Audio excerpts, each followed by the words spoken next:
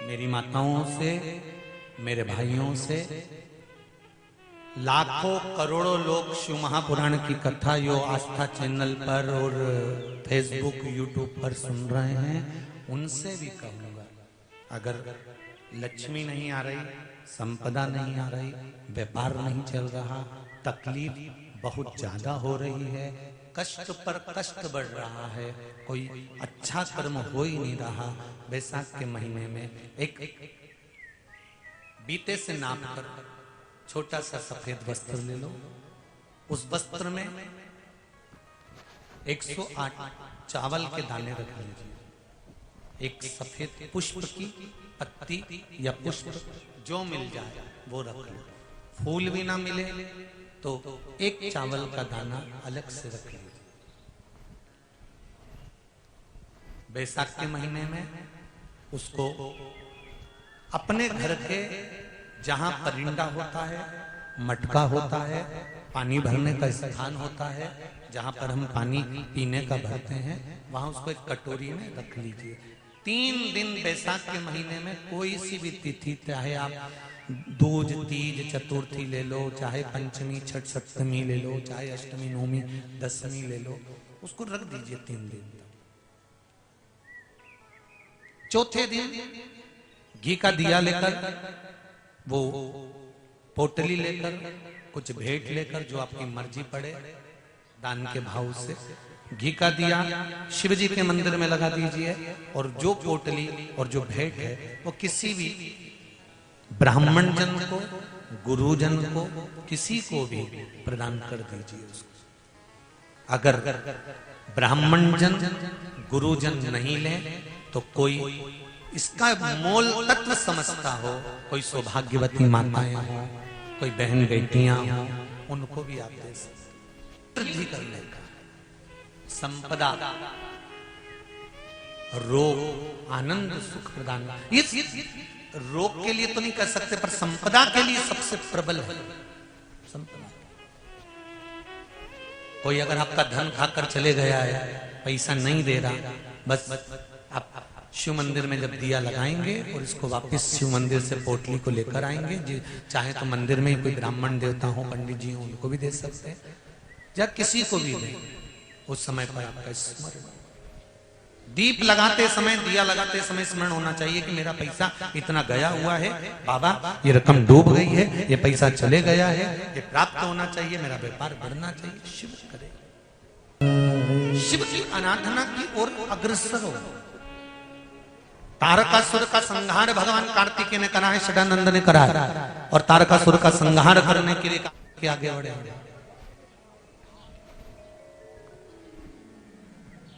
पर माता पार्वती जी ने एक शब्द कहा है कार्तिकेय को कि तारकासुर के हृदय में शिव बसे हुए हैं।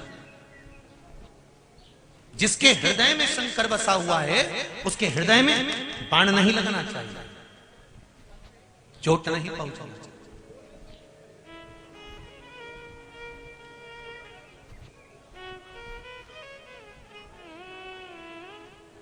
तारकासुर का संहार हुआ, पर हृदय में शंकर बसे थे, इसलिए षडानंद कार्तिकेय जी ने कोई बाण हृदय में नहीं मारा। कितना सुंदर बात माता पार्वती जी ने कही है कार्तिकेय को, षडानंद कार्तिकेय सुनो, मृत्यु लोक में रहने वाला मनुष्य चाहे कितना बड़ा भी पापी क्यों ना हो, अगर उसके हृदय में शंकर की भक्ति है तो वो दुनिया में कभी ठोकर नहीं खा सकता, वो शिव के द्वार पर जरूर आता। अगर शिव की भक्ति है तो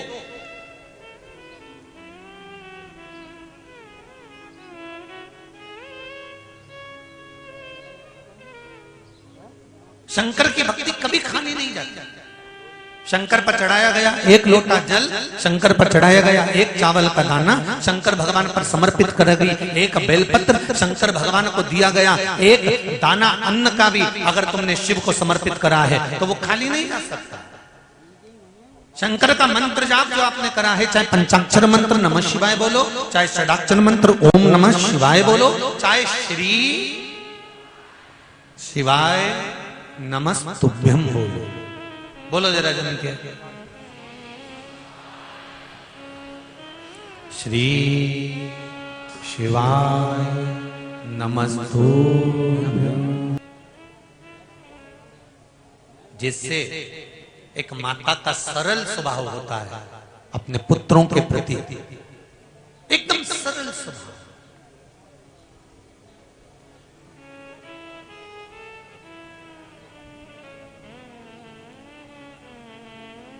वैसा ही परमात्मा का एकदम सरल स्वभाव होता है। अच्छा, कई लोग प्रश्न करते हैं, गुरुजी भगवान विष्णु का काम है संचार करना, ब्रह्मा जी का काम है सृष्टि की रचना करना, और शंकर भगवान का काम है संहार करना। दुनिया के लोग भगवान शंकर को संहार का देवता कहते हैं कि शिवजी तो रुद्र हैं, शंकर भगवान तो क्रोध है, भगवान शंकर तो संहार के देवता हैं।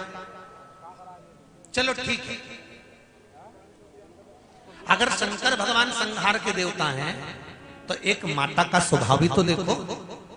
माता का स्वभाव कैसा होता है?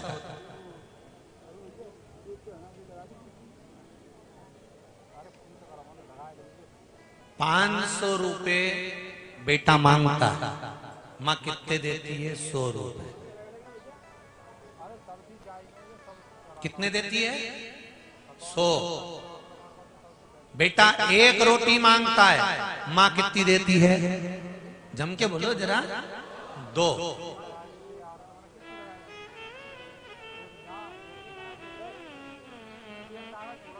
रुपए कितने देगी? 500 के 100। रोटी कितनी देगी? 1 की 2। और पास में बुलाती है और बुलाकर कहती है बिल्कुल नहीं मारूंगी, पास तो है। और जैसे ही हाथ लग जाता है कूट देती है। ऐसी मां होती है। क्या कहती है? नहीं मारूंगी। आ रहा है, नहीं मारूंगी बोल दिया ना जब मैंने। छोरा ए भानु प्रताप,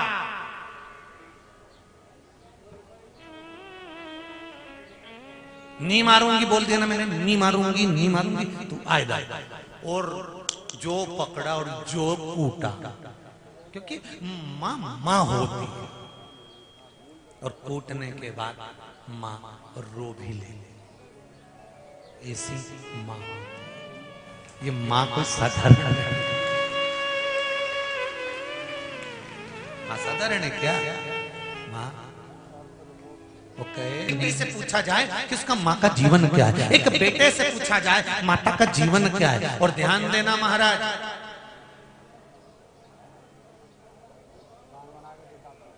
दो गाय लेकर अकबर के राज्य में एक ब्राह्मण देवता पहुंच गया। और अकबर अपने आप को बहुत बड़ा विद्वान समझता था। अकबर अपने आप को बहुत बड़ा विद्वान, अपने आप को बड़ा विद्वान समझता था कि मेरे बराबर कोई होशियार नहीं होगा, मेरे बराबर कोई विद्वान नहीं होगा, मेरे बराबर कोई विद्वत्ता नहीं धारण करता होगा। ये सोच होती है व्यक्ति की कि मैं इतना विद्वान हूं।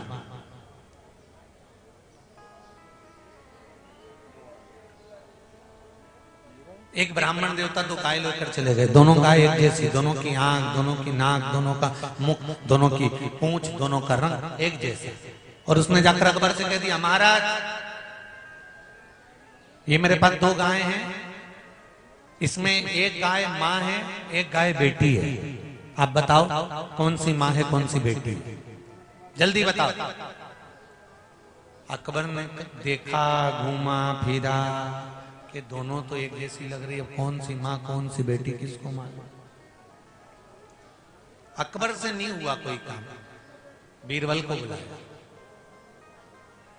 बीरबल, ये 2 माँ हैं, 2 गाय आई, इसमें कौन सी माता है और कौन सी बेटी है, जरा देखो, जरा बताओ। बीरबल ने कहा मैं कुछ करता हूं। और बीरबल अंदर गया और 2 तगाड़ी में गुड़ लेकर आया। और 2 तगाड़ी गुड़ बीरबल ने दोनों गायों के सामने रख दिया। गाय खाने लगी। गाय जैसे गुड़ खाने लगी तो एक गाय जल्दी जल्दी गुड़ खा गई और गुड़ खाने के बाद उसने तगाड़ी को पूरा चाट लिया, फिर तगाड़ी को छोड़कर वो दूसरी तगाड़ी में मुंह मारने लगी। जब दूसरी तगाड़ी में मुंह मारने लगी तो दूसरी गाय थी, उसने धक्का दिया पर ये नहीं हटी। तो जो गाय पहले से खा रही थी वो हट गई और जो गाय वहां खाकर आई थी वो खाना चालू कर दी।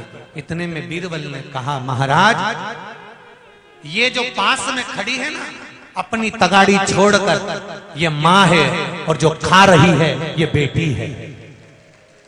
क्योंकि केवल एक माँ ऐसी होती है जो गाली देने के बाद भी अपने बच्चों को दुआ ही देती है, वो माँ होती है, उसके बराबर कोई नहीं।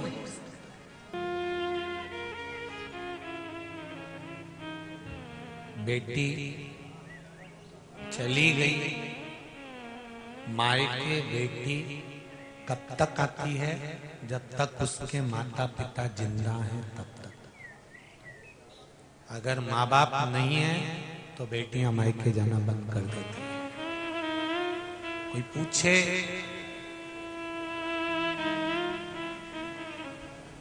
बेटी माता और पिता की प्रीत है। मेरा इन नवयुवक बेटों से, इन नवयुवक बेटियों से, नवयुवक बच्चों से निवेदन है, तुम्हारे दोस्त रात को 12 बजे आते हैं, तुम्हें फोन लगाते हैं, तुम्हारे जन्मदिन वाले दिन तुम्हें उठाकर रोड पर ले जाते हैं, गाड़ी की सीट पर केक रखते हैं, रात को 12 बजे दोस्त का केक कटवाता है, फटाके फोड़ता है, खूब एंजॉय करते हैं। पर उन दोस्तों से निवेदन है, अगर तुम सच्चे दोस्त हो, चोटे नहीं हो, ईमानदारी के अगर दोस्त हो, तो रात को 12 बजे जब दोस्त को लेकर बाहर जा रहे हो तो तुम्हें शर्म आना चाहिए कि जिस माँ बाप ने जन्म दिया वो घर के अंदर पड़े हैं और उसकी औलाद को ले जाकर केक रोड पे कटवा रहे हो। क्या वो लवारिस पैदा हुआ था रोड? लोग कहते महाराज जी आप केक काटने का विरोध करा करो। हम नहीं करते विरोध, तुम तो खूब काटो दादा, कौन मना करेगा तुम्हें काटने के लिए? हम मना भी कर देंगे तो तुम कहीं मानो? जबरदस्ती के केक अपना मुंडा खराब करना। पर निवेदन है केक काटो, खूब काटो, मना नहीं है, पर कहां काटना है? जिस माँ बाप ने जन्म दिया उस माँ बाप को पहले सामने खड़ा करो और उस माँ बाप को खड़ा कर कर उसकी औलाद का फिर केक काटो, तो माँ बाप का भी दिल खुश होगा। वो लावारिस पैदा नहीं हुआ है। रोड पर, चौराहे पर, गलियों में, रोड के ऊपर, गाड़ी पर उसका केक कटता है जिसका कोई नहीं होता। जो लवारिस पैदा हुआ अनाथालय में उसका केक रोड पर कटता है। जिसके माँ बाप जिंदा हैं उसका केक कभी रोड पर नहीं कट सकता। और मेरा राजनेताओं से भी निवेदन है, बड़े बड़े नेताओं से, तुम्हारा जन्मदिन का केक जब रोड पे कटता है तो दिल दुखता है सीवर वाले महाराज का कि तुम घर में हो, तुम्हारे माँ बाप हैं, तुम्हारे ऊपर छत्र छाया है, तो तुम्हारा रोड पर केक नहीं कटना चाहिए। कहीं छत लग जाए, टेंट लग जाए, मंदिर हो, देवालय हो, गौशाला हो, अनाथालय हो, और केक काट कर मुंडे पे मर देना। अरे उस 200 रुपए का 500 रुपए के केक को उठाकर मुंडे पे मर देना या चेहरे पर लगा देना, पटक देना, जमीन पर पड़ा रहता है। उस केक को काटने के बाद संभाल कर रख लो। सुबेरे जब जाओ कहीं गरीब दिख जाए, उसके छोरा छोरी एक एक रोटी के लिए तरसते हैं, उनको काट कर दे दीजिए, उसमें सुख का अनुभव। कजन कहाँ गए थे रे कथा करने? एक बार कहीं कथा करने गए थे, तुम्हारा इतना बड़ा बैनर लगा था, किसी कुत्ते का जन्मदिन था, सफेद कलर का कुत्ता था, उसको टोपी लगी हुई थी और नीचे से उनके घर के फोटो लगे हुए थे और उसका जन्मदिन इतनी बजे मनाएंगे। क्या नाम था उसका? कुत्ता था। अब अपन तो कुत्ता ही कह लो, नाम से क्या वो कुत्ता का जन्मदिन था, बैनर बड़ा सारा लगा था। सबको पत्र गया, लोग आए भी उस कुत्ता के जन्मदिन पे। अरे धिक्कार है रे इंसान, कुत्ते का केक तू खाए, कुत्ते का केक। और वो कुत्ते का जन्मदिन सनातनी नहीं मना रहा था, कुत्ते का जन्मदिन सनातनी नहीं मना रहा था।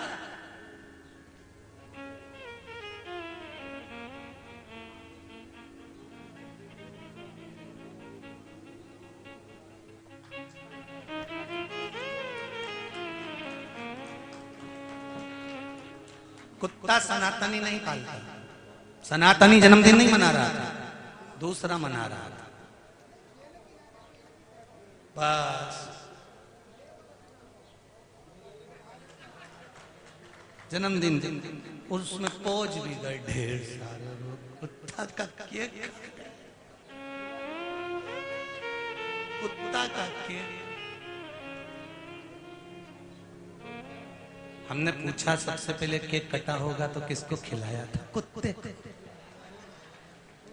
फिर बाद में सबको बांट के खिलाया। सब ऐसे कुत्ता हो।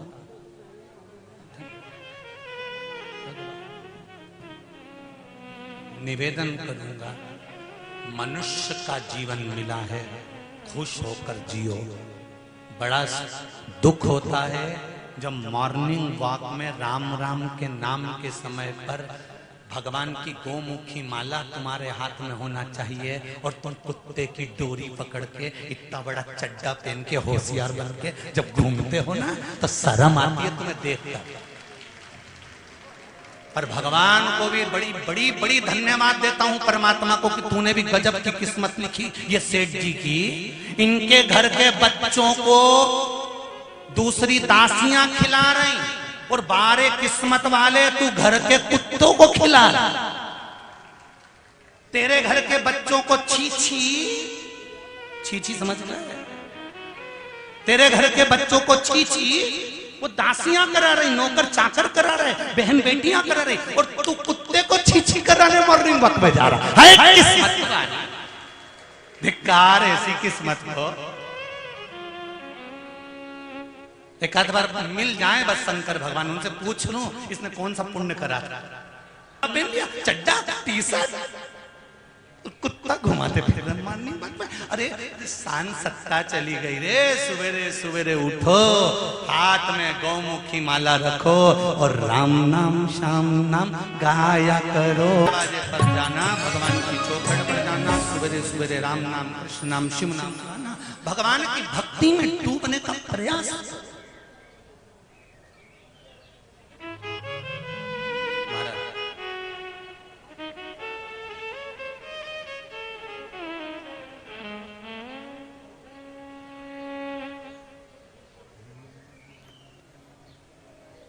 भाई अंतिम समय में तुम्हारा भजन तुम्हारा साथ देगा, ये कुत्ता नहीं। भजन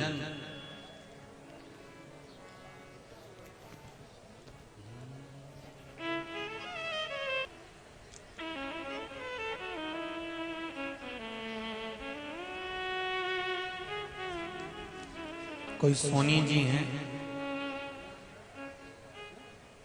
सोनिया अमृतसर पंजाब से। आज जो पत्र आए ना सबसे ज्यादा कोरियर के पत्र हैं, मतलब हरियाणा, पंजाब, महाराष्ट्र। ये तुम लोगों को एड्रेस कहां से मिल जाता है रे? जो तुम इतने सारे पत्र भेजो, बहुत सारे पत्र हैं आज, पूरे बाहर के आए हुए पत्र हैं।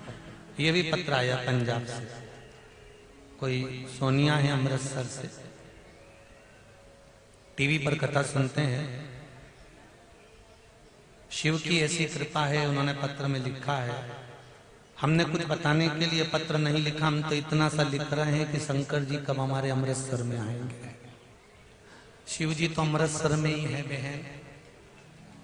बस एक लोटा जल चढ़ाते रहो, एक ना एक दिन कुबेरेश्वर महादेव भी अमृतसर पहुंच ही जाएगा पक्का। जब रतलाम आ गया तो फिर अमृतसर जाने में क्या दिक्कत है? ये शिव पुराण की कथा कहती है कि आप अगर शिव पुराण की कथा में जाकर बैठे हो, टीवी के सामने कथा चल रही है, आप कथा में बैठे हो, मोबाइल पर कथा सुन रहे हो, पंडाल में बैठकर कथा सुन रहे हो, जहां जगह मिली वहां बैठकर यदि आप एक क्षण की भी कथा श्रवण कर रहे हो तो वो एक क्षण की कथा भी तुम्हारे दुख को रोक सकती है, तुम्हारी तकलीफ को रोक सकती है। भजन, कीर्तन, स्मरण, पुण्य, भगवत कीर्तन, भगवान का भजन, किसी दुखी के चेहरे पर प्रसन्नता, ये हमारे दुख को भी रोक, ये हमारी तकलीफों को भी रोक देते। शिव कथा कह रही है, सुगंधा,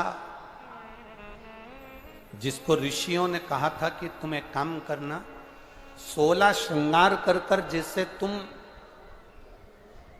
सबको अपनी मुट्ठी में कर ली हो, अपने कब्जे में कर ली हो, सुगंधा 16 श्रृंगार कर कर जैसे तुमने सबको अपने कब्जे में करा है, उसी तरह 16 सोमवार का व्रत कर कर तुम देव अधिदेव महादेव को भी अपना बना सकती हो, शंकर की आराधना कर सकती। अब इतना तो ऋषियों ने कहा, और ऋषियों ने कहने के बाद में ऋषि सारे के सारे जितने भी ऋषि थे वो सब क्षिप्रा महारानी के तट पर तप साधना में डूब गए। सुगंधा के मन में एक प्रश्न रह गया कि इस व्रत को मैं करूं तो करूं कैसे।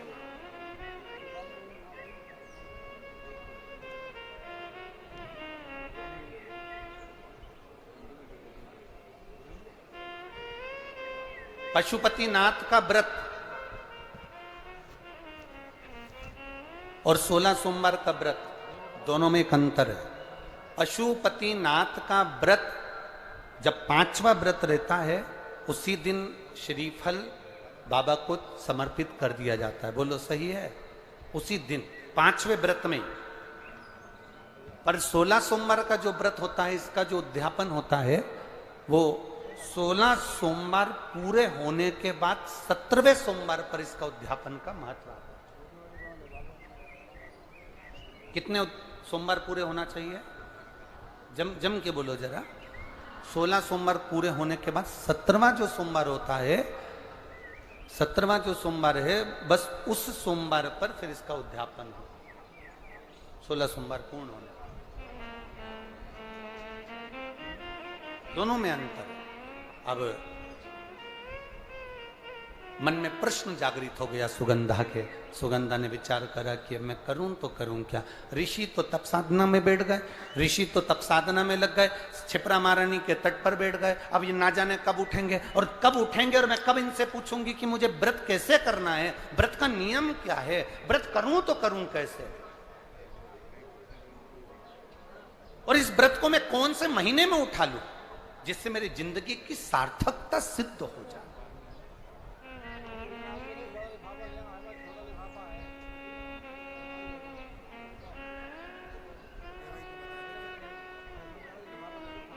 अब सुगंधा ने देखा कि सारे के सारे ऋषि तप साधना में बैठे हैं, अब मैं करूं तो करूं क्या।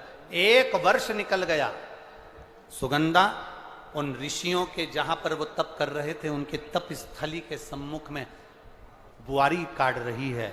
जैसे शबरी अम्बा, मां शबरी राम जी की प्रतीक्षा में जैसे बुआरी काटती थी, झाड़ू लगाती थी, सेज बिछाती थी, पुष्प की रंगोली डालती थी, ऐसे वो सुगंधा भी ऋषियों के जागने का इंतजार कर रही। जब सत्कर्म करने की बारी आती है, कुछ अच्छा करने के लिए आगे बढ़ते हो, तो दुनिया के लोग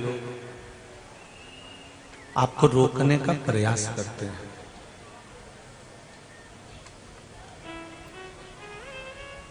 कहीं भजन में जा रहे हो, कीर्तन में जा रहे हो, मंत्र जाप में जा रहे हो, नाम जाप में जा रहे हो, स्मरण में जा रहे हो, कहीं आप अच्छे कर्म के लिए अगर जाएंगे तो बीच में कोई ना कोई आपको रोकेगा जरूर।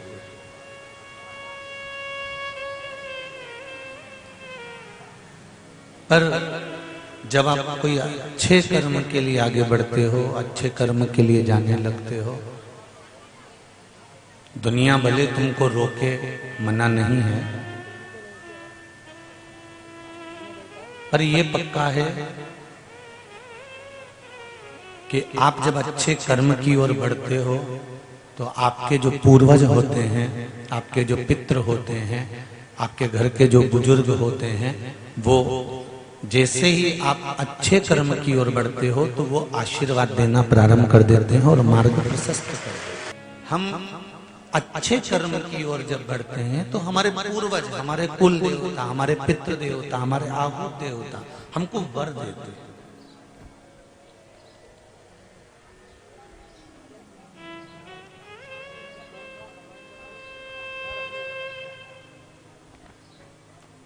अपने अपने कुल देवी देवता का स्मरण प्रत्येक मनुष्य को करना चाहिए।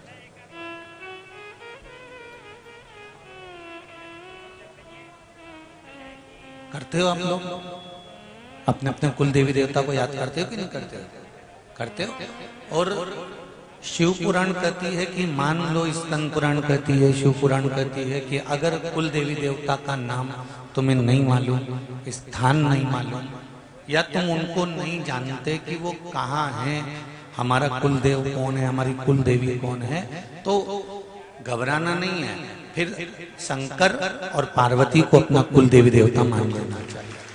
शिव और पार्वती जब कुछ भी नहीं था,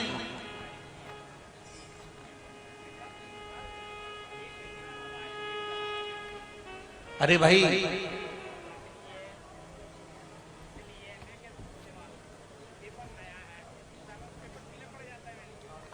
त्रेता आया तब मेरे राम जी आए। बोलो सही है कि गलत है? अरे बोलते तो जाओ। सही है। त्रेता आया तब मेरे राम जी आए, द्वापर आया तब मेरे कृष्ण जी आए। कई लोगों ने कहा, गुरुजी आप हमेशा सनातन धर्म की बात करते हो, सनातनियों की बात करते हो। सनातन धर्म राम जी से चालू नहीं हुआ है। सनातन धर्म भगवान कृष्ण से चालू नहीं हुआ है। सनातन धर्म तो सतयुग से भी आगे से प्रारंभ हुआ है, जो आज तक चल रहा है।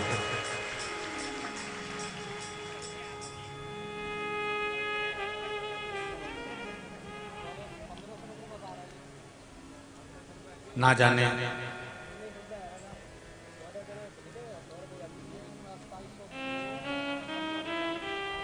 त्रेता आया मेरे राम जी आ गए, द्वापर आया मेरे कृष्ण भगवान आ गए।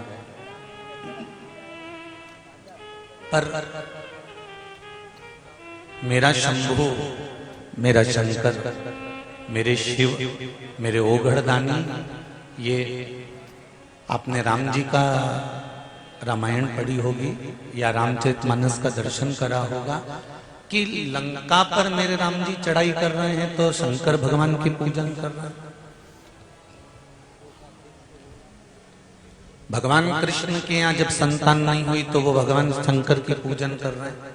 मतलब त्रेता से भी पहले मेरा शिव है। अब सत्ययुग आ गया। सत्ययुग में माता पार्वती जी शंकर जी की आराधना कर रही है, मतलब शिव इससे भी पहले गए।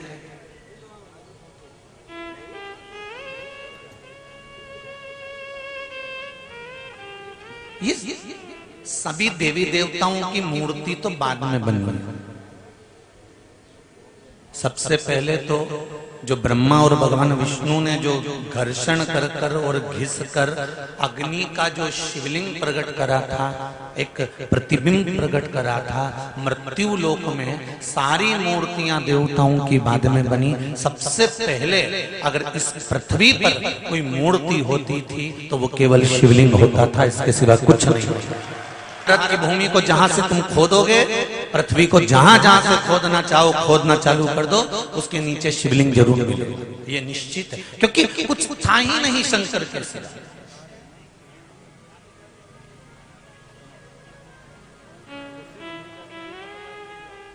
चंदन है इस देश की माटी, तपोभूमि हर ग्राम है, हर बाला देवी की प्रतिमा बच्चा बच्चा राम है। जिसके सैनिक समर भूमि पर गाया करते गीता हैं, उसी माटी के हल्के नीचे खेली करती सीता है। ये वो साधारण सी भूमि नहीं है। हम आपसे एक बात जरूर कहना चाहेंगे, तुम योग करो ना करो, योग जानते हो ना? अरे बोलो तो समझ, जानते हो ना? तुम योग करो चाहे मत करो, पर एक बात इस व्यासपीठ से कहना चाहूंगा कि सनातनियों का सहयोग जरूर करो। योग से मतलब नहीं, सहयोग से मतलब। जब सनातन धर्म की बात आ जाए और सनातन धर्म जब सम्मुख में आकर खड़ा हो जाए और उस पर जब विरोध दिखने लगे, तब छाती ठोक कर कहना कि मैं झांसी की रानी हूं और मैं अहिल्याबाई हूं, मैं कोई साधारण नहीं। पहले पूछ लो कहां गया था?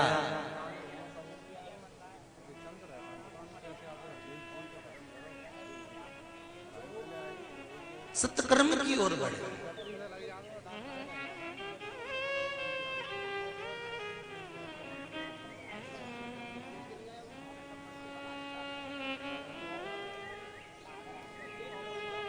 जब हम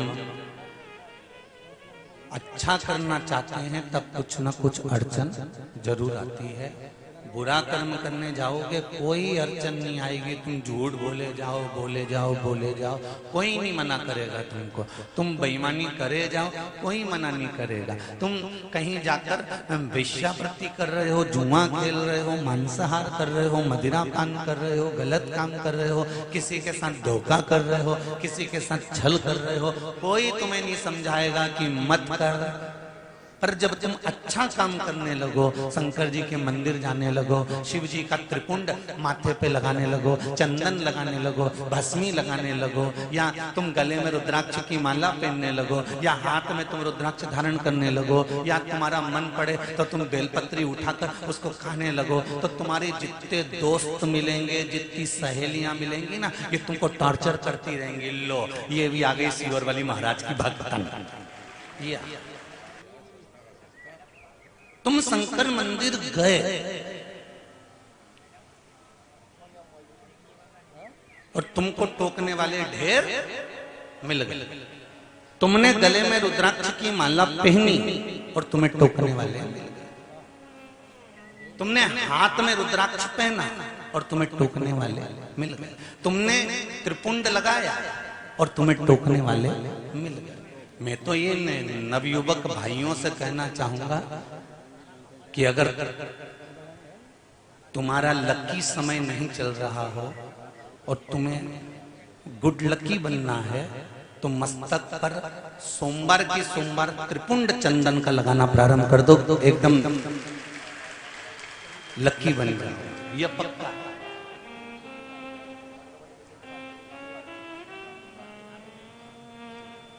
तो कहेंगे दोस्त लोग, इससे ज्यादा क्या होगा?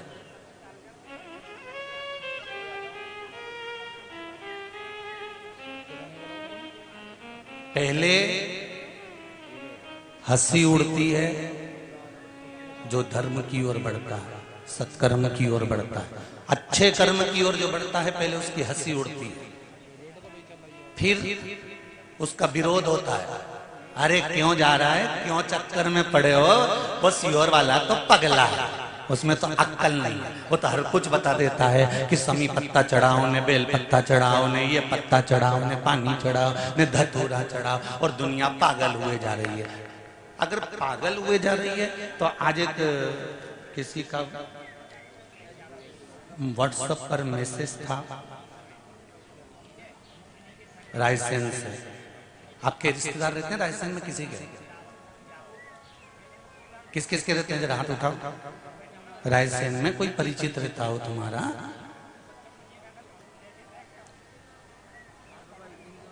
वहां पर मुकेश जी रजक थे, रजक समाज से हैं, भोला टेंट हाउस है उनका, उनकी धर्मपत्नी है रजनी।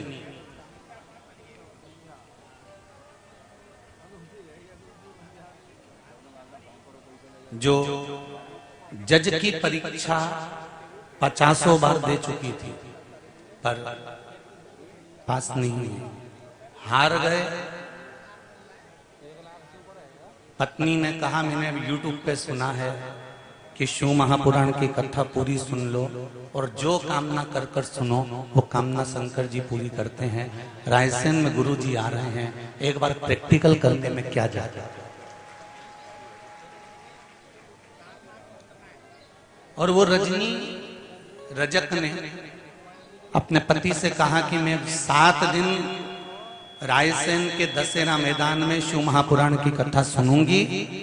मैंने सुना है यूट्यूब पे कि पंडाल में बैठकर या टीवी के सामने या मोबाइल पर भी अगर दिल लगाकर 3 घंटे कथा सुन ली जाए शिव महापुराण की तो मनोकामना 3 महीने में पूरी हो जाती है। तो हम भी तो प्रैक्टिकल करें।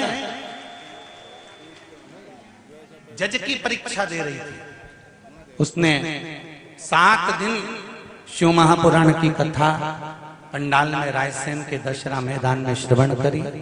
अभी दशहरा मैदान की कथा को ज्यादा समय नहीं हुआ है। उसमें पशुपति व्रत का व्याख्यान वर्णन करा, तो उसने नियम ले लिया कि मुझे पशुपति व्रत करना है। और उस बेटी ने व्हाट्सएप पर लिखकर भेजा है, फोटो भी डाला है कि गुरुजी मेरा 4था व्रत पूर्ण हुआ और मैं जज की परीक्षा में पास हो गई हूं।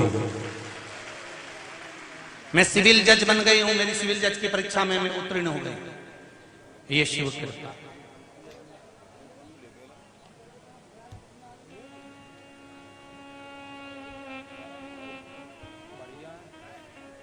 मुकेश जी रजक जी की धर्म पत्नी भोला टेंट हाउस वालों के यहां से जरा पटक रही है। उसने खुद लिखकर भेजा कि शंकर जैसा उदार कोई नहीं हो सकता। और मेरा जीजियों से निवेदन है, जितने भाई लोग यहाँ कथा में बैठे हैं, अपार संख्या है आपकी, अपार संख्या। 3 दिन से 4 दिन से टेंट लगाने वाले, टेंट बड़ा बड़ा बड़ा बड़ा बड़ा रतलाम का पूरा टेंट लाके लगा दिया है। और जहां देखो वहीं तुम भरे पड़े हो, उसके सिवा कोई। कैमरे में भले केचनी हो गए पर उसके कैमरे में तो आ गए पक्का, ये निश्चित। मीडिया वाले भी, अखबार वाले भी, न्यूज चैनल वाले भी रोज फोटो खींचने का प्रयास करते हैं, पर तुम इतने हो कि उनके मीडिया वालों के, पत्रकारों के भी कैमरे में नहीं आ पा रहे हो। तो जहां से एक एंगल से खींच के ले जाते हैं तो फिर घर जाकर उनकी भी धर्म पत्नी बोलती, हम तो उधर बैठे थे, तुमने कहा फोटो उधर से खींच लिया। तो वो भी कहती हो कहां है। पर धन्यवाद दूंगा रतलाम की पूरी मीडिया को, पत्रकारों को, सोशल मीडिया को, जो अखबारों के माध्यम से इस कथा को संपूर्ण रतलाम शहर के आसपास के क्षेत्रों तक पहुंचा रहे हैं। बहुत बहुत कितना झेलें, कितना कैच करें।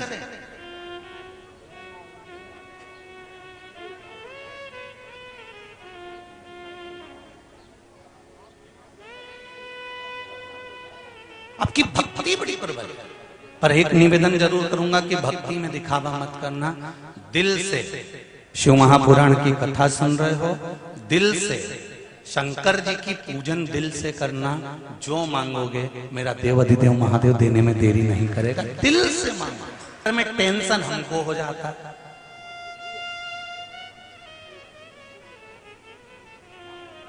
रोज सीओर से फोन आ रहा है, गुरुजी परसों के दिन एक ट्रक गिट्टी डलवाई थी, दूसरे दिन मालूम नहीं पड़ी। हमने कहा कहां गई? कि माताएं आती हैं, आप ही ने कहा कंकर संकर सब ले जाती है। बड़ी परेशान।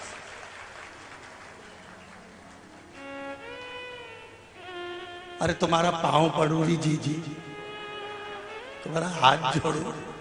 जितना लोग कथा सुन रहा है सब ध्यान से सुनो। ये 4थी ट्रक है जो गिट्टी पूरी गायब हो गई। मैं तुम्हारे पिता का है, हमारी छोरी का है, हमारा, और सब ले जा।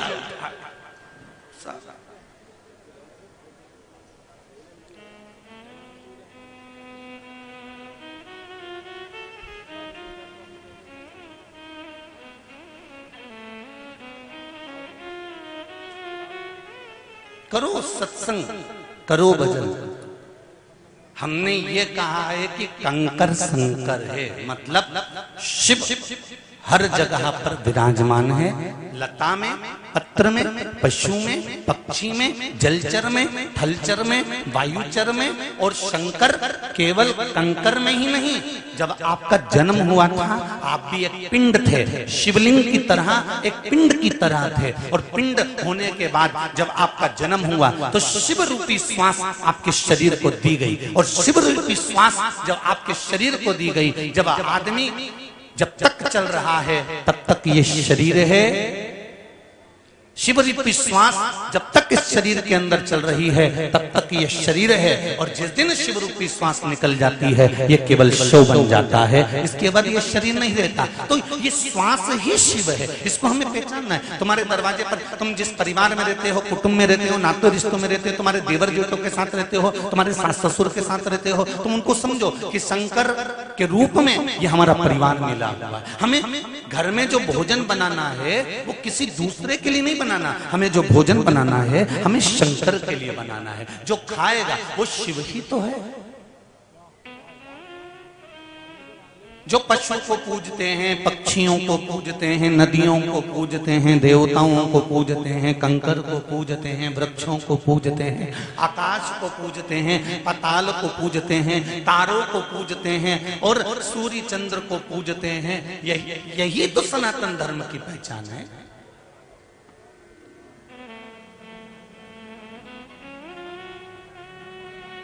महाराज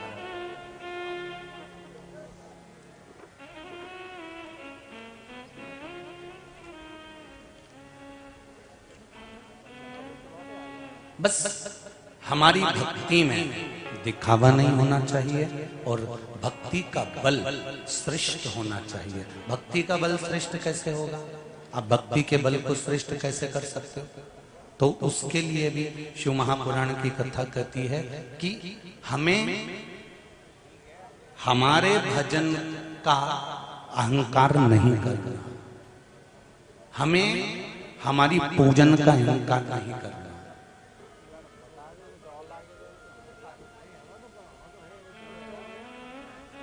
भक्ति का बल बढ़ जाएगा अपने आप। हम जब पूजन करते करते, भजन करते करते, स्मरण करते करते, दान करते करते, सत्कर्म करते करते, जब हम अपना खुद का बखान करने लगते हैं कि मैं जो पूजन करता हूं मेरे बराबर कोई नहीं कर सकता, मैं जो स्मरण करती हूं मेरे बराबर कोई नहीं कर सकता, तो फिर कहीं ना कहीं हमारा भक्ति का जो बल है वो घट जाता है।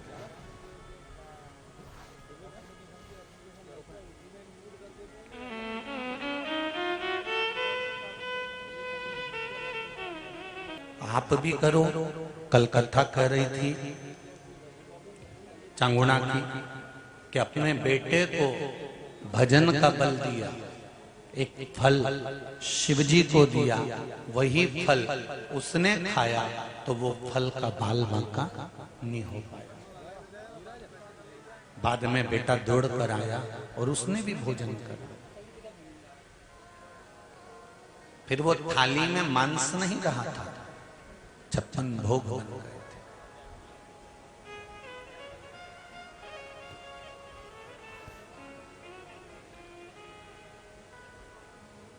अपने बच्चों को जंगल का शेर बनाओ, पिंजरे का नहीं। पिंजरे जब गवर्नमेंट ने, सरकार ने, भारत की सरकार ने जब जादूगरों के पास में, सर्कस वालों के पास में खबर करी, सुनो कोई भी सर्कस वाला अपने सर्कस में जानवर नहीं रखेगा, शेर नहीं रखेगा। तो सर्कस वालों ने पूछा कि इन शेरों का क्या करें जो हैं हमारे पास में? तो कहा इनको जंगल में छोड़वा। वन विभाग वालों को बुलाया गया, उनके गले में कोई सिम लगाकर जंगल में छोड़ा गया। जंगल में जब छोड़ा, सर्कस के शेरों को जंगल में जब वो घूमने लगे, 5 कुत्तों ने शेर को देख लिया और वो 5 कुत्ते शेर को घेर लिए और शेर को निपटा दिया। ऊपर से खबर आई कि ये शेर कैसे मरा, तो कहा साहब ये 5 कुत्तों ने मार दिया। तो कुत्ते बड़े विचित्र थे कि शेर विचित्र था। कुत्तों ने शेर को मार दिया? हाँ, कैसे मार दिया? तो कहा साहब जो जंगल का शेर होता है नहीं सर, वो शेर दमदार होता है।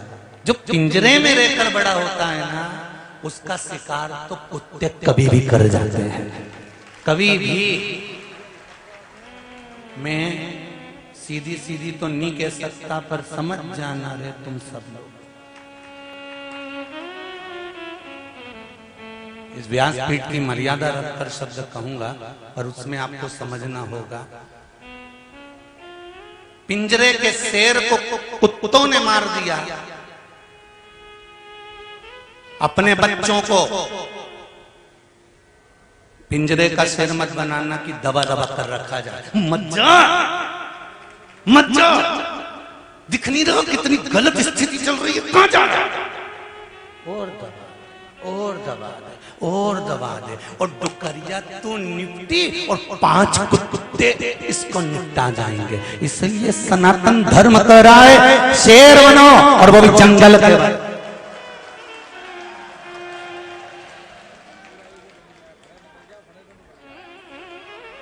और जिस दिन जंगल के शेर बन जाओगे, तुम्हारी धाड़, तुम्हारी धमक, अकेलापन, अब तुम्हें कुछ नहीं करना है। जिस दिन मस्तक पर त्रिपुंड लगाया है, गले में रुद्राक्ष की माला, बस नैनों में, गले में रुद्राक्ष और नैनों में भद्राक्ष, इतने में तो कुत्ता आ जाए अब सामने।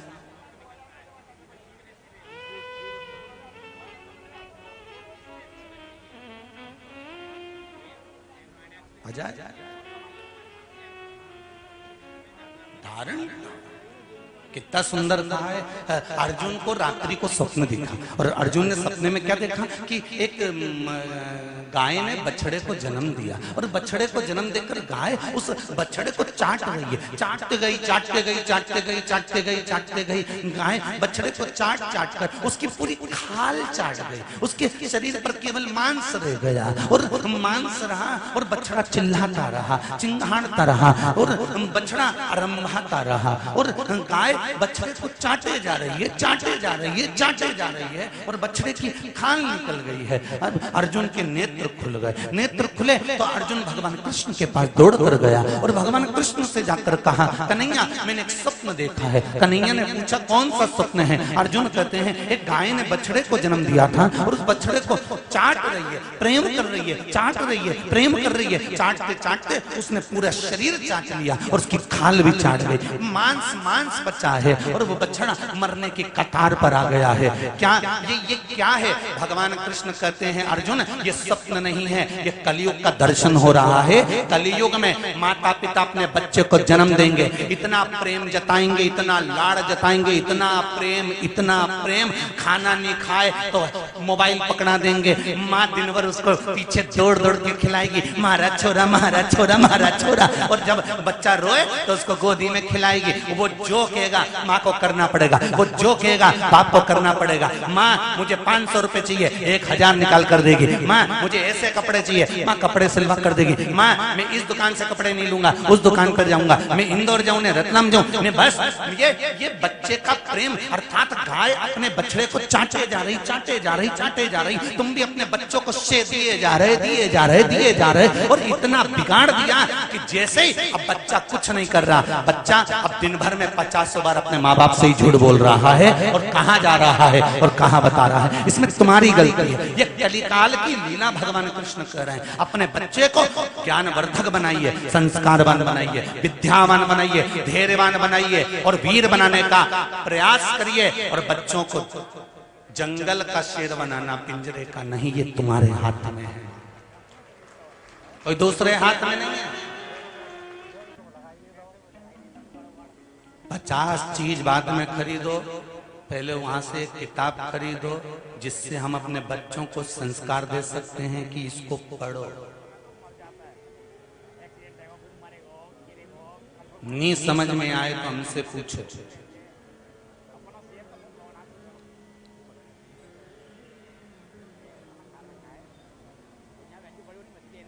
अपने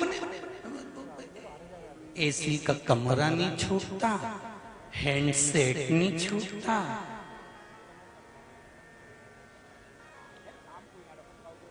अब ऐसे भेरू की शादी भी कर दो तो इसे कहीं लुगाई छूटे।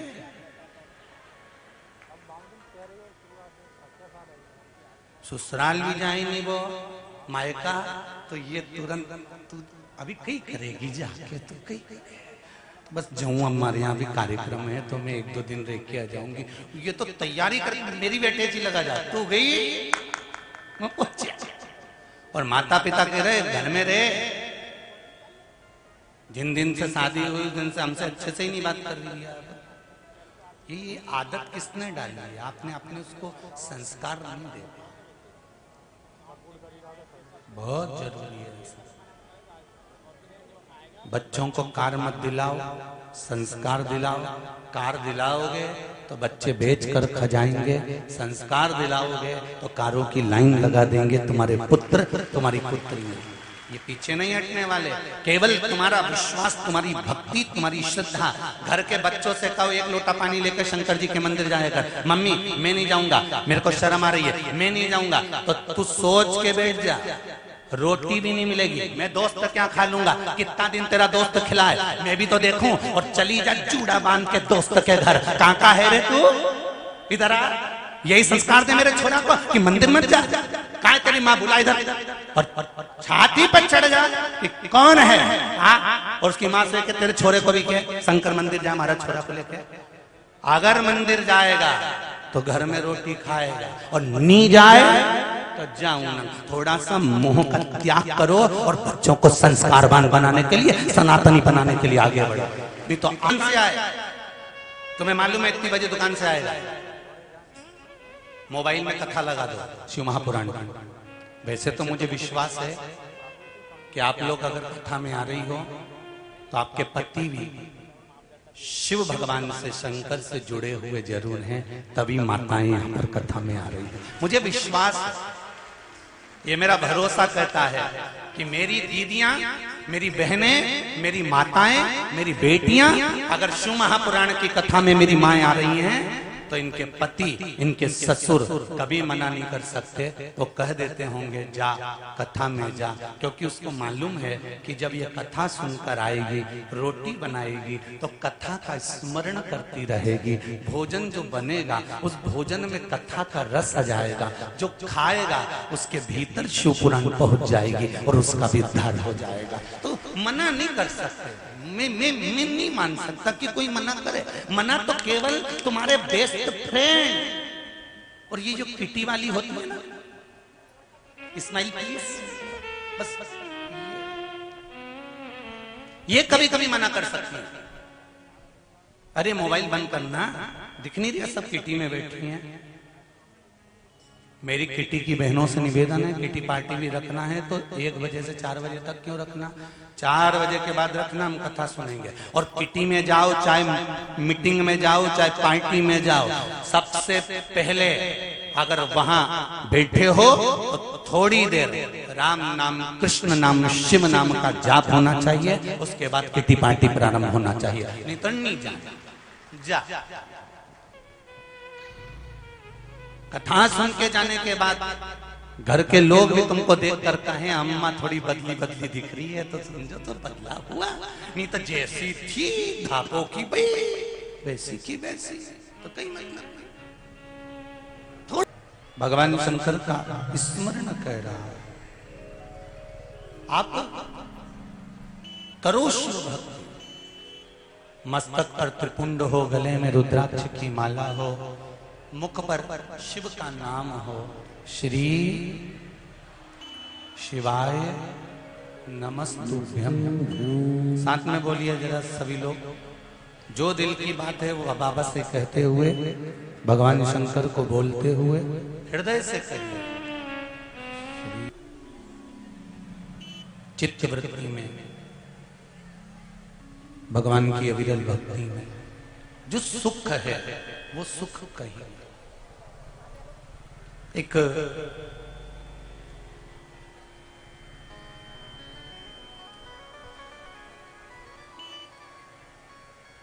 बार माता पार्वती जी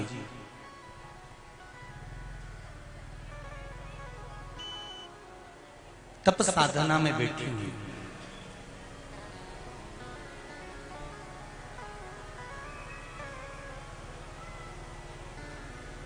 और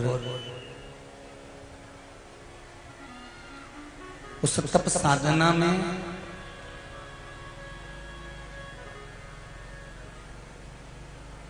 विघ्न डालने के लिए तारकासुर आया।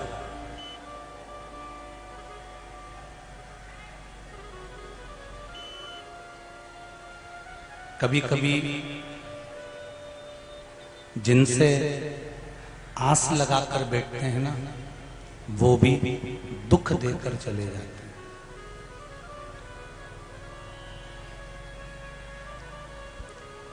कभी कभी जिन पर विश्वास कर कर बैठते हैं वो भी दुख देकर चले जाते हैं। शिव महापुराण की कथा कहती है, बुरा कर्म करने वाला व्यक्ति कितना भी बुरा कर्म कर कर चले जाए, उसको उस कर्म का दंड मिलेगा जरूर। उसके रंग में रंग कर आप बुरा करना मत प्रारंभ कर दो।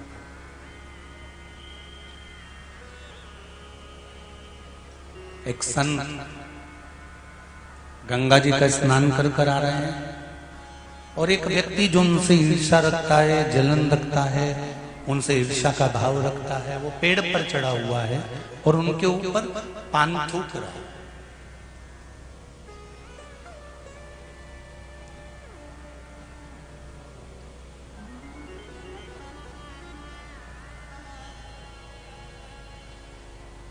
संत वापिस चले गए, फिर स्नान कर कर आ गए, इसने फिर थूका।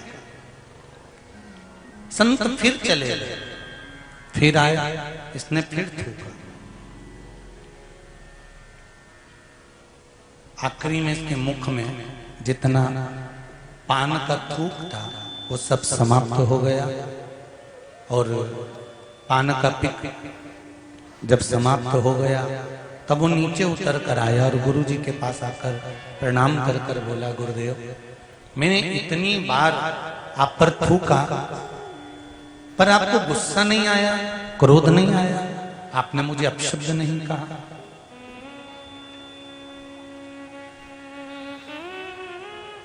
गुरु जी बोले,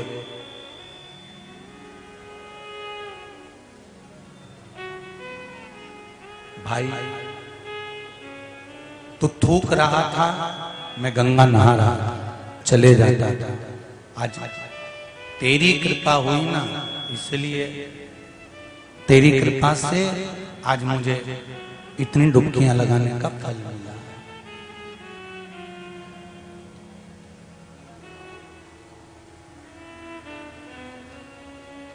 सामने वाला गलत करे, करने दो। आप शब्द बोले, बोलने दो, गालियां दे, देन दो, आड़ा टेढ़ा काम करे, करने दो, पर हमें नहीं करना। ये पार्वती माता का चरित्र करा है। माता पार्वती तप साधना में लगी रही, उन्हें कोई मतलब नहीं कि तारकासुर कर क्या रहा है।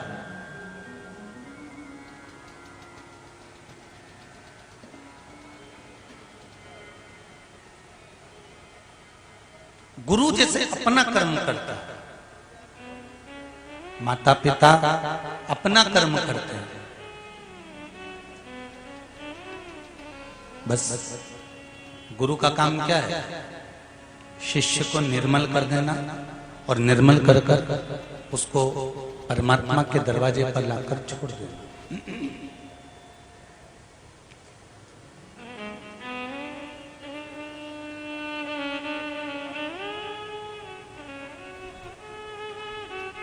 धोबी को देखा है तुम लोगों ने?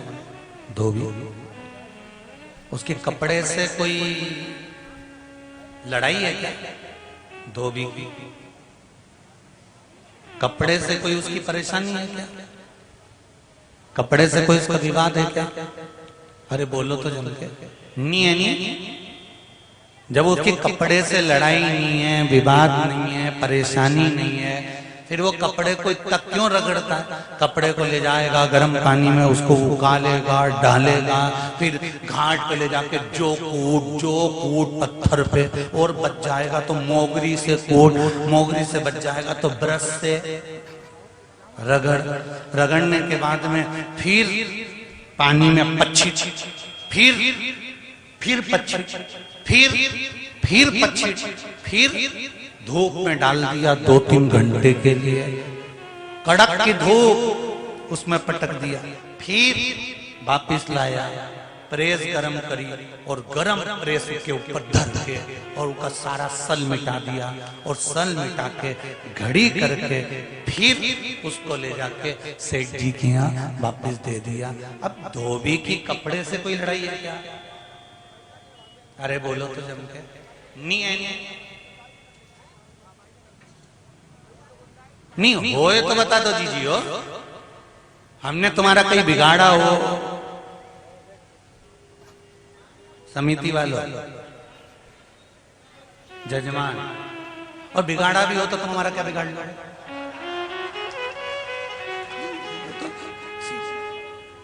हमारी तुम्हारी कोई लड़ाई है क्या? नहीं। धोबी की कपड़े से कोई लड़ाई है क्या? नहीं। उसके बाद भी धोबी गर्म पानी में डालकर, उकाल कर, उसको कूट कर, उसको रगड़ कर, उसको ले जाकर धूप में पटक कर, फिर गरम प्रेस फेर कर आखिरी में सेठ जी को ले जाकर देता है। उसी तरह एक वक्ता, एक कथाकार, एक गुरु, एक सदगुरु होता है जो अपने शिष्यों को डुबो कर कथा के उस रस तत्व में पूरा क्लीन कर आखिरी में तप साधना से जोड़कर उसको ले जाकर उस परमात्मा रूपी सेठ के हवाले कर देता है कि ये कपड़ा न गुरु की चेले से कोई निंदा है, न चेले की गुरु से कोई निंदा है।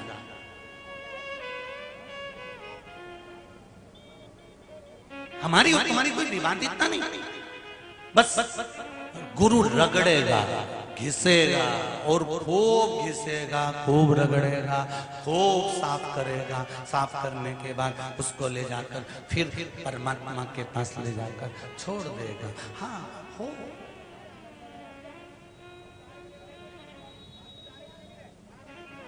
धोबी कपड़े को साफ करने की कुछ भेंट लेता है, गुरु भी कपड़ा साफ करने की भेंट लेता है। वो भेंट है आपका समय, और वो कीमती समय आपको शिव को दे। शंकर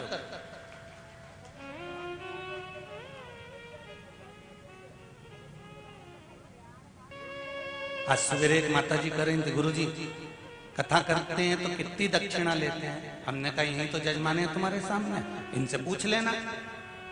50 लाख दिए कि 20 लाख दिए कि 10 लाख दिए कि 40 लाख दिए कि 25 लाख दिए कि 30 लाख दिए कि 1 करोड़ दिए, कितने दिए? जजमान से पूछना तो बताएगा। और रायसेन कथा कर आए उन जजमान से पूछ लेना, हाले कोसा करके आए उनसे पूछ लो, हरिद्वार करके आए उनसे पूछ लो, दूसरे यहाँ बैठे सूरत वाले 4 कथा करवा चुके इनसे पूछ लो कि सियोर वाला महाराज कितना लेते।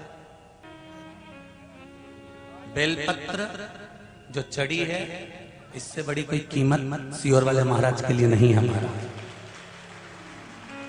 कोई कह दे 50 लाख ने, 25 लाख ने, 20 लाख ने, 40 लाख ने, 30 लाख, यही जजमान है। पूछ लेना एकांत में कितने का बेलपत्र और शिव भक्ति तुम्हारी। हाँ इतना जरूर कहूंगा कि जो आते हैं उनके बैठने की व्यवस्था और माइक कथा की व्यवस्था ये जरूरी है, और पानी की व्यवस्था जरूरी है, जिससे कोई को तकलीफ ना हो। ये जरूर करो, भजन करो, कीर्तन करो, स्मरण करो। गुरु वो धोबी है जो रगड़ेगा, कूटेगा, पीसेगा, सब कुछ करेगा और आपको क्लीन कर देगा, आपको साफ।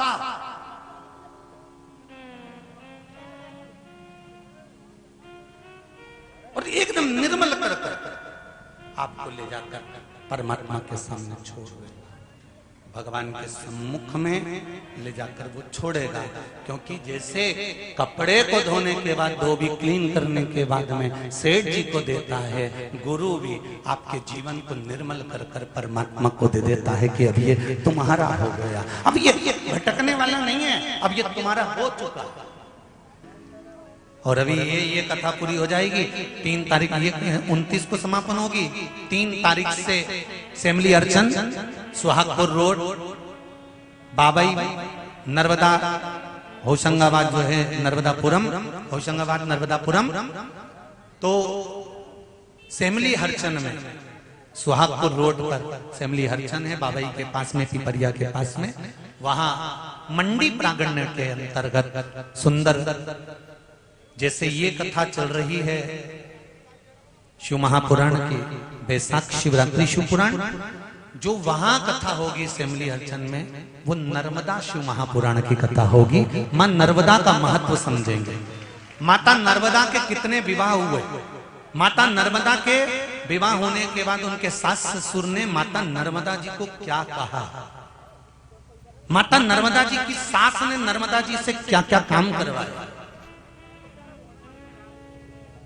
मां नर्मदा का प्राकट्य अमरकंटक में जब हुआ तो मां नर्मदा जी ने मां कितनी साधना करी, कहा करने के बाद कहां गई, और जिस लड़के के साथ माता नर्मदा जी का विवाह होने वाला था, तो माता नर्मदा जी ने उसके साथ विवाह क्यों नहीं करा। तो ये सारा वृत्तांत मां नर्मदा का पावन चरित्र सेमली हरचन की कथा में, दोपहर, यहाँ जैसी गलती नहीं होगी, यहाँ 2 बजे लिख दिया था, 1 बजे की कथा हुई है, थोड़ा सा गड़बड़ हो गया, वहां 2 बजे कथा प्रारंभ होगी, 5 बजे तक चलेगी। और सेमली हरचन में मां नर्मदा शिव महापुराण की कथा जो अभी तक नहीं करी थी, वो मां नर्मदा की कथा सुनकर अपने जीवन को सार्थक बनाना। 2 बजे से 5 बजे तक बैसाख के महीने में श्रवण करिएगा। और जो लोग वहां कथा सुनने के लिए आए, अपने अड़ोस पड़ोस में जितने लोग रहते हैं, उनको निवेदन करूंगा, कर लो तैयारी, आ रहा है कुबेर भंडारी। भगवान शंकर सेमली हरचन पधार कर सुंदर आनंद में कथा का रसतत्व श्रवण कराएंगे। अपने आनंद को आप सभी श्रवण भाव से सुनेंगे। तारकासुर का वध हुआ है, भगवान कार्तिकेय, श्री गणेश जी महाराज और अशुभ सुंदरी भगवान शंकर की पुत्री का दर्शन हम यहाँ कर रहे हैं।